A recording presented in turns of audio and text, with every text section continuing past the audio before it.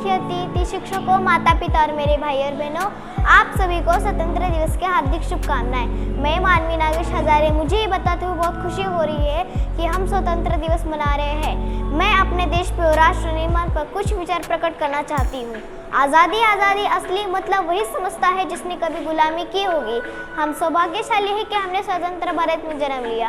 प्राचीन, मध्यकालीन और वर्तमान भारत की उदाहरण से स्पष्ट करना चाहती हूँ। जब हम फिरंगी के फेरों में फंस गए थे, तब रंग दे बसंती चोला की एक आवाज़ पर टोलों के टोलों उमड़ाते थे और उनके वंदे मातरम के नारों से खून में आने वाला 5-5 डिग्री वाला तूफान अंग्रेजी शासकों की जड़ों में तूफान ला देता था।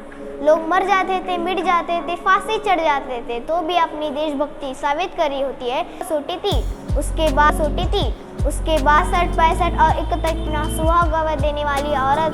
जब घर के हालात ये हो जाया करते थे कि प्यार भी भरपूर गया, मांग का सिंदूर गया, नन्ही नन्नों की लंगोटियाँ चली गई, छोटी छोटी बिटिया की चोटियाँ चली गई, बाप की कमाई गई, भाई की पढ़ाई गई। ऐसा एक विस्फोट हुआ कि पता ही ना चला कि पूरे जिस्म की। Good morning to all my friends. Today all we have gathered here to celebrate our 75th independence of Amrit Mahotsav. First of all, I like to wish a happy Independence Day to all my Indian friends. Today I am going to begin my topic, that is Atmanirbhar Bharat, with a small quotation of Mahatma Gandhi. My nationalism is as broad as my Swadeshi. I want India rise so that the whole world may benefit. These are the quotation of Mahatma Gandhi. Myself, Behra Ashish, studying in 9th standard, is going to motivate you with my short speech on Atmanirbhar Bharat. So, what is Atmanirbhar Bharat? This topic is so wide, so adding my views is just like filling a few drops in the ocean of ideas of Atmanirbhar Bharat, that is self-reliant India. All the people sitting here would think that self-reliant India started in 2020. But since our country became self-dependent, it was like a two phases of the coin.